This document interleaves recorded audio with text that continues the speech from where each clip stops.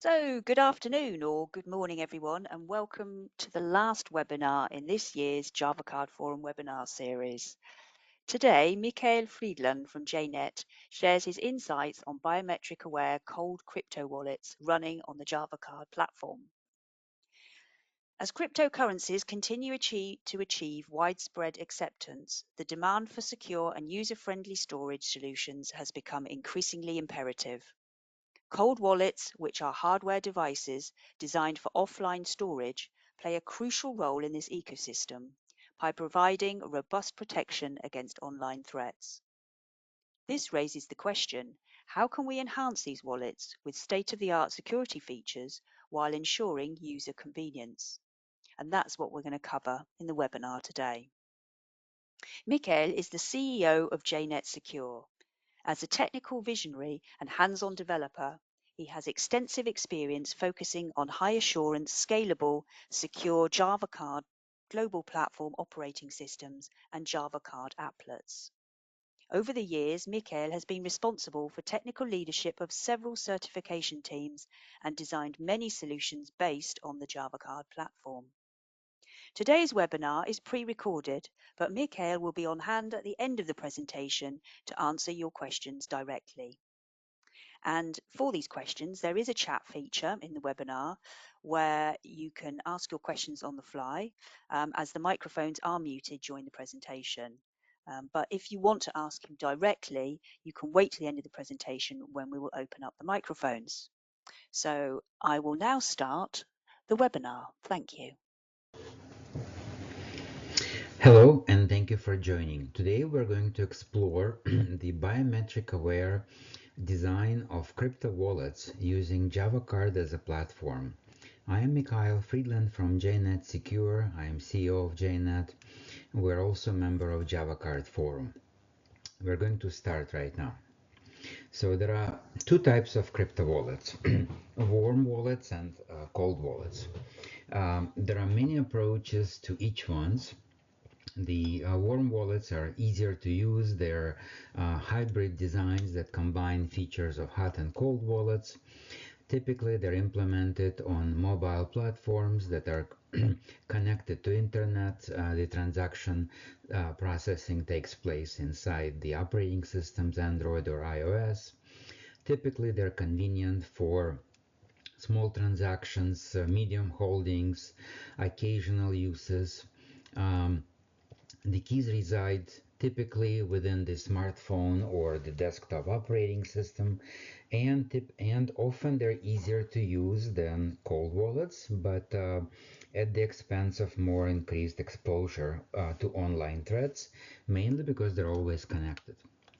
The cold wallets have the advantage of being fully offline, much more secure. They're designed for long-term storage of bigger assets. They are removed to cyber attacks mainly because they're just not connected to the internet. They're sort of air gapped. But they're somewhat more complex to use. They require manual efforts, generating the keys, sometimes sacrificing convenience. Nevertheless, they're the most secure option for large holdings. So here's the example of the warm wallet. So the warm wallet has the advantage of simpler, easier to use. There is a bigger choice of different warm wallet implementations. And typically, the warm wallet has a number of vulnerabilities, such as being able to load and maintain malware, phishing attacks, man-in-the-middle attacks, different types of physical attacks on devices, social engineering. So the bottom line is that the warm wallet is less secure, mainly because it has a larger attack surface. That's the typical criteria in security evaluation. And of course, the other reason is that the keys are most likely stored inside a file system on the device, although in some devices they can be stored inside the secure elements embedded on within the mobiles, but it's not possible to tell, mainly because there are phones which don't have secure elements, and there are those that do. And here's the design of the cold wallet. Why is it secure? It's secure mainly because the keys, the private keys, are taken away from the mobile file system and are placed inside a tamper-proof smart card running on a typically common criteria certified uh, secure element, where in such a way that when the card is removed from the smart card, sorry, from smartphone, the keys are inaccessible. So there are still possibilities of smart card being attacked over the side channels or fault injection, but these attacks can be countered. There are known techniques how to do this, and certified credential labs can attest for correct implementation of these countermeasures. So that's the main difference between the cold and warm wallets, and the smart card obviously can be stored away in a secure location in a safe deposit box or a bank or a safe at home, hidden somewhere, and it's just not physically possible to get those keys. So here's another slide explaining the reasons why the cold wallets are more secure, mainly by looking a little bit deeper into the design of smart card implemented crypto wallet on Java card. And the key narrative here is that the logical key handles are used to manipulate the blockchain transactions. The applications running on Android or iOS have no physical access to the keys on smart card. They only know that there are some keys there, where they are, what types of keys, what are the contents of these keys. These are not accessible. And then the communication to the smart card itself is encrypted using the NFC. The AES crypto algorithm is used for best security. It's called session key algorithm, and once the exchange of commands is done, is over, the session keys are destroyed, and therefore it's very difficult for the attacker to launch any kind of attack trying to reverse engineer or perform any kind of data analysis. Another advantage of Java card platform is that it can be trusted. This platform has been around for 20 plus years, starting with SIM cards, payment cards. It's now in ePassport, eMVico solutions, of course. It's a time-tested platform.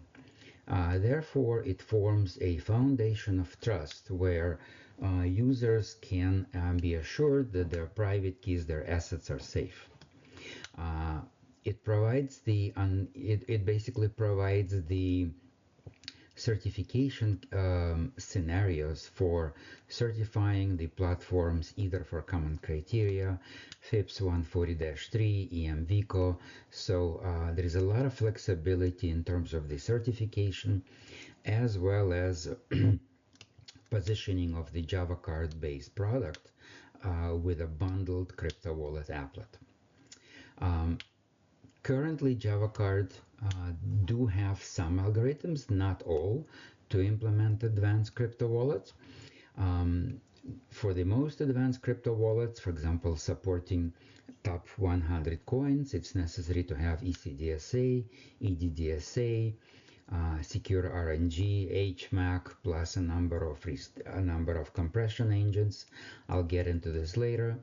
But this is all doable. It's possible to either extend the Java card using a proprietary implementation with custom packages, or use something like a sandbox for those Java cards that support this, and insert these algorithms using sandbox approach. Over the years, of course, we know the Java card undergone rigorous independent evaluations, and therefore users, businesses, and governments rely on its security and compliance. Why global platform runtime is such a convenience when bundled with Java card? That's because the secure executable content and application lifecycle management, that's given. It's been a staple of global platform for many years. Another is multiple security domains, supplementary security domains that provide key separation and secure key usage. That results also in the interoperability with international standards, support of multiple amendments, such as Amendment H, which allows in-the-field applet updates to fix issues, to enhance, support new currencies, and maintain a product. And of course, Java Card and Global Platform comes with SCP-02, SCP-03, SCP-11, and other algorithms. And of course the CVM, which I'm going to get into it later, which is the cardholder verification manager, specifically to address biometric and PIN authentication. Java Card has also been chosen for the EU Digital ID wallet. And again, for the same reasons as somebody would choose it for crypto wallet support. Again, it's the open standards and interoperability of Java Card, the certification advantages we mentioned above, global platform integration, multi-applet support, trust by the government industry sectors, and of course vendor independence. It's possible to obtain Java Card from many vendors, and it supports write once, write many kind of a concept of the Java card. The biometric authentication. So the biometric authentication is very convenient because of the enhanced security. Each biometric fingerprint is unique. It's convenient for users. It's much easier to use than memorizing the pins. In those cases where biometric is combined with PIN, it's possible to get a three-factor authentication, such as the possession of the smart card itself, plus the biometric fingerprint matching, plus the PIN matching, giving the user the three-factor authentication. It's tamper-resistant processing. There is impossible to retrieve the biometric template from the smart card. Therefore, the credential theft risk is reduced. And of course, the modern global platform implementations do support trusted integration within the CVM. Another advantage of the global platform is the multi-application environment. So the secure coexistence of applets supported by Java card firewalls allow the efficient use of resources. The crypto algorithms, the keys can be managed, can be shared between different applications. The functionality can be shared. Nevertheless, the multiple use cases are also implementable. So there are quite a few ways the global platform multi-applet environment is quite useful deploying such solutions.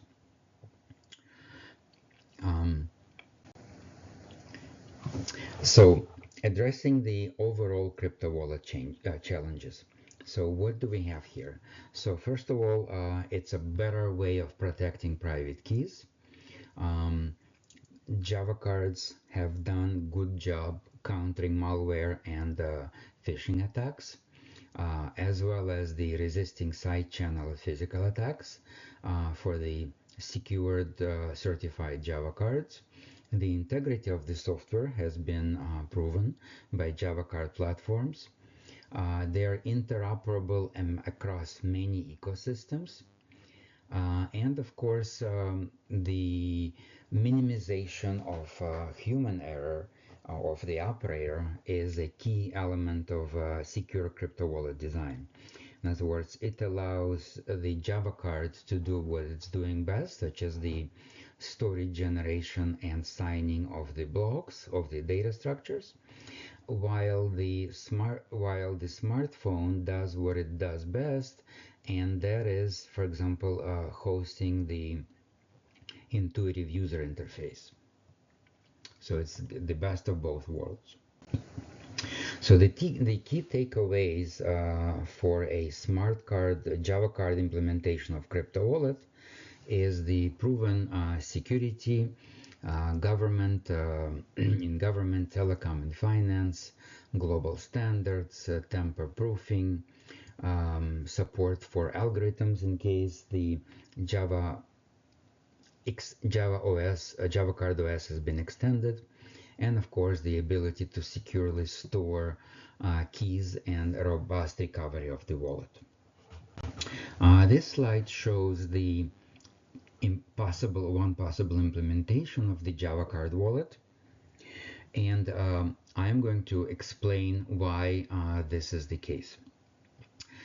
So here is the on the left we have the crypto wallet implementation here. This is the applet in dark blue. We call it digital assets crypto wallet, and this is a biometrically aware applet with the fingerprint here. And this blue essentially means that this applet requires some extensions of the Java card.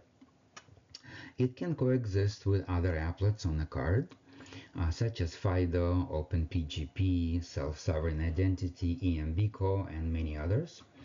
It does require some extended Java card packages to access algorithms specifically necessary for the blockchain, such as the EDDSA, compression algorithms like Ristretta, hash engine access like SHA-3, Blake2B, Merlin, Taproot, which is the BIP340, or other functionalities such as BIP32, BIP39, and BIP44, operation on points on a curve, multiplication or arithmetic operations on big numbers. So all of this is obviously required, but has been implemented by our design. Nevertheless, it is possible to standardize this and bundle into a standard next generation Java card. Then there is a need to present this functionality, basically move the functionality from the smart card, from the Java card, and make it available to mobile developers, such as iOS and Android people. And to do this, what's necessary and what we've done is the creation of the mobile SDK that resides on iOS and Android smart or mobile operating system, and essentially provides all the algorithms listed here on the mobile platform. So instead of mobile developers figuring out how to send APDUs, handle errors, handle the protocol data transfer, what is necessary is a high-level, well-designed mobile SDK that encapsulates Java card on a mobile platform. And then to conclude the functionality, a backend exchange is needed that handles certain specific commands, provides third-party interface to other blockchain services, and of course the institutional grade blockchain agent that can communicate with public blockchains, but that's sort of outside our topic of discussion. But nevertheless, this slide shows how a Java card fits into the ecosystem with mobile platforms, blockchain, and essentially being positioned as the trusted secure enclave with biometric capabilities. Thank you again for attending. This concludes our presentation. Now, please start.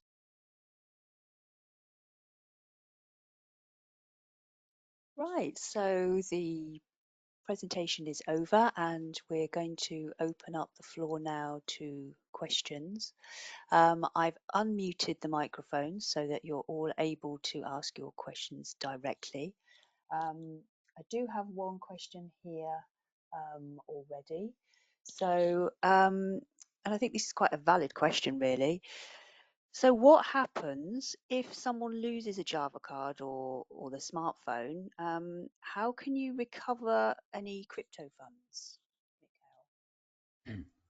Thank you, Karen. Yeah, so losing the um, smart card, crypto wallet, or smartphone, or both actually, is not a problem in a sense that the crypto wallet, when it's created, it's backed up with a series of 24 so-called mnemonic words, which must be written in a certain order on a piece of paper, and that piece of paper needs to be stored in a safe place.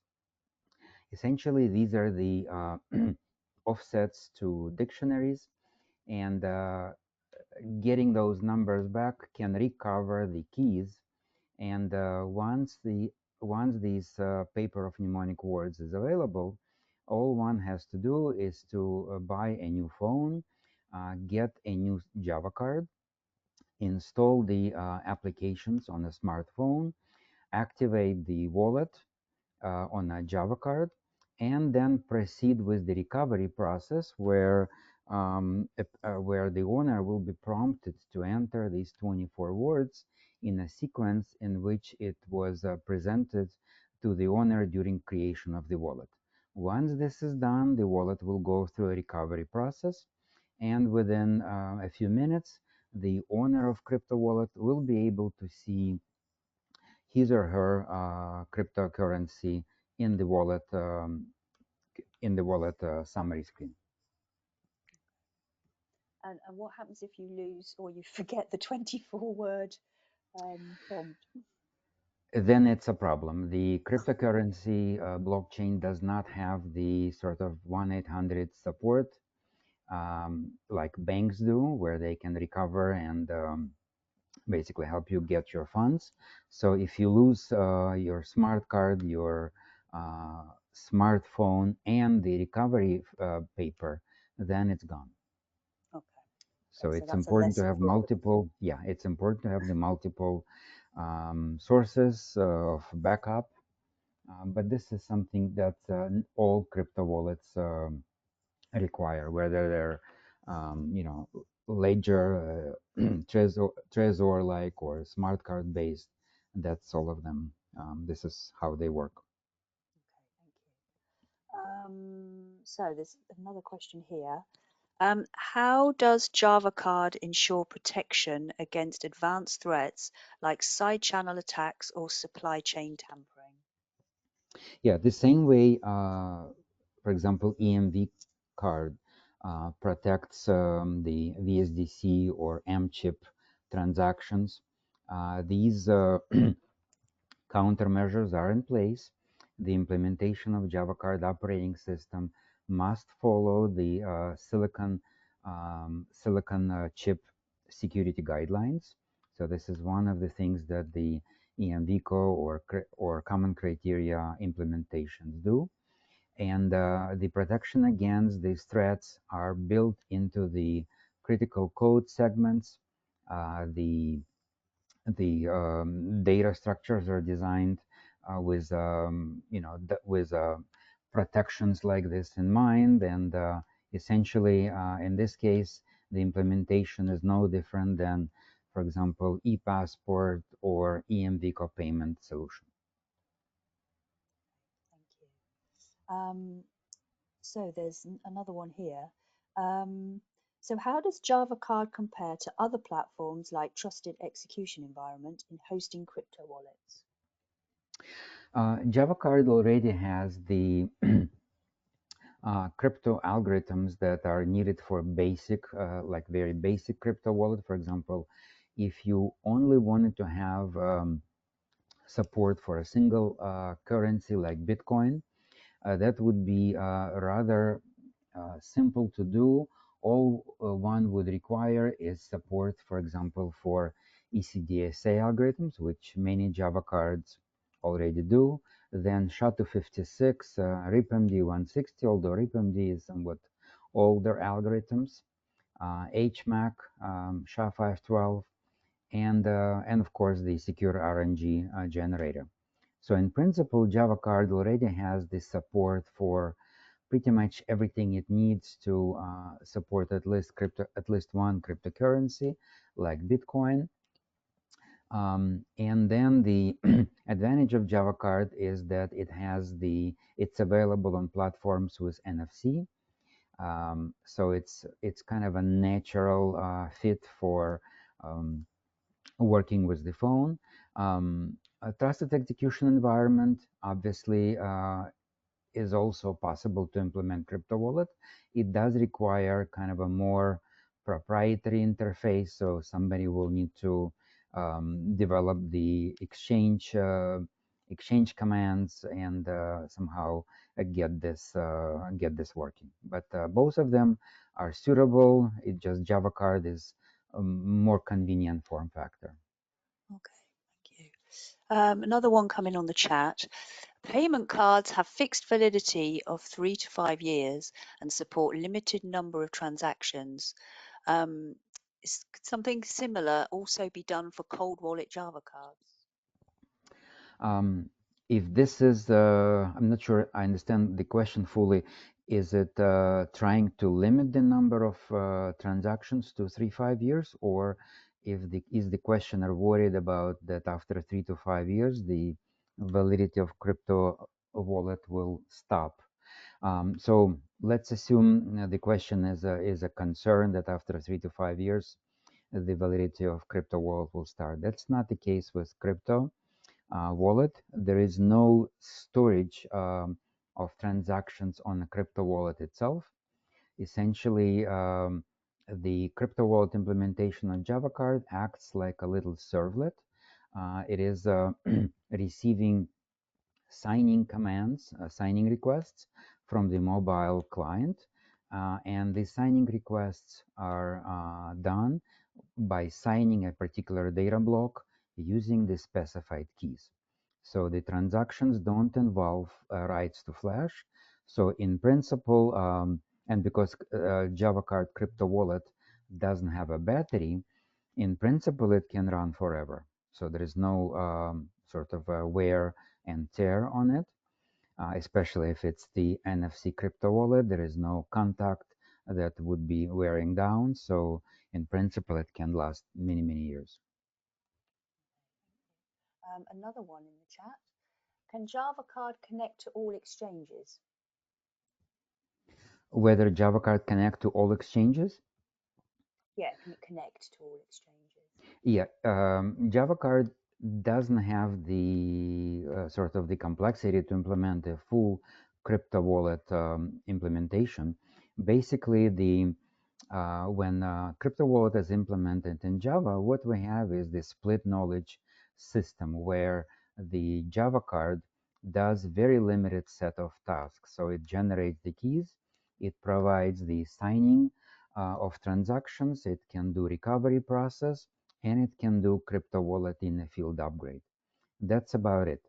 The Java card itself doesn't even know that it is, for example, processing Ethereum transaction or Bitcoin or Solana.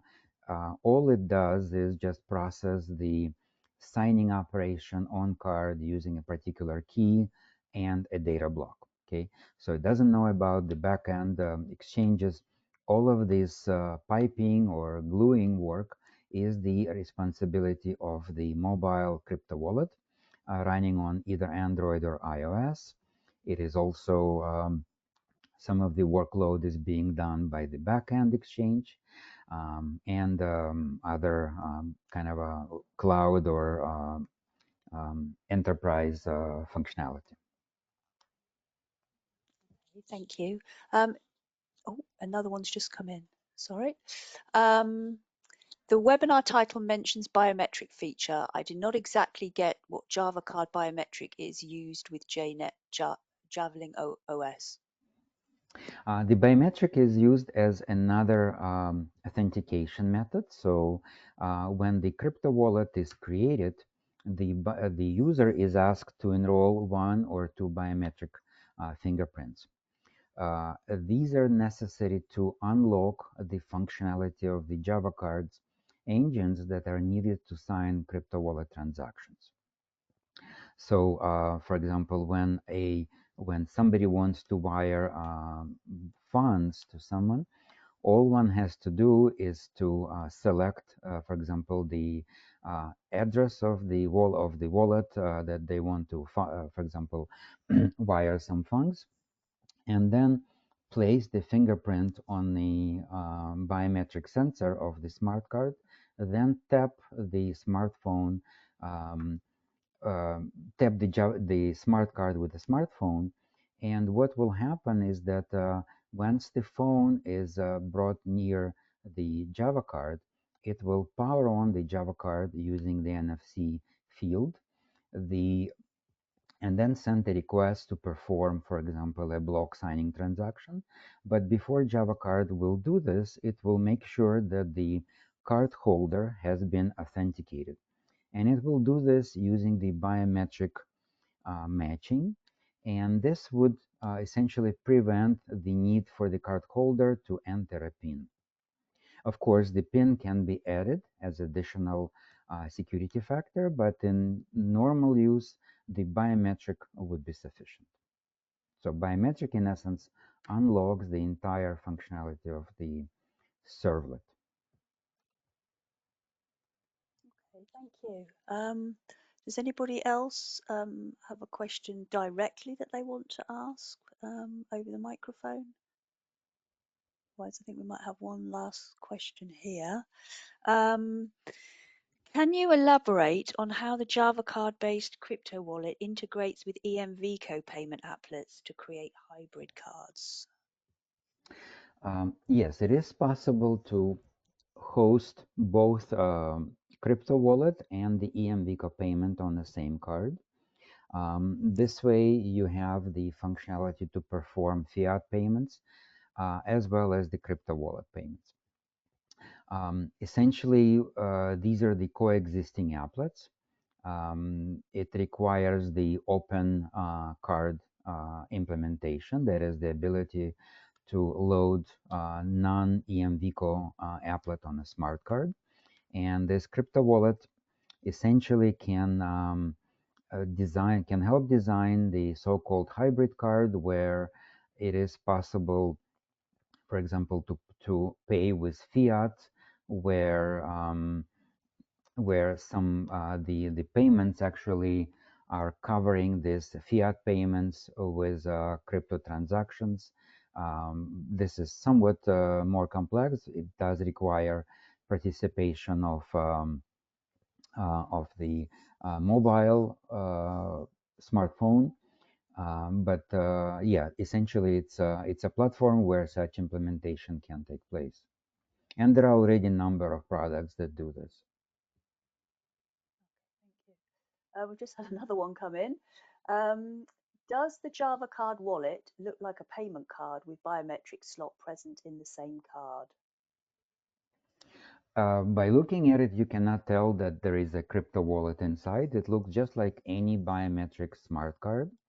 No battery. It has the NFC antenna. It could be an NFC card. It could be government ID card. Could be a crypto wallet card, or could be a hybrid card where these functionalities are bundled on the same platform.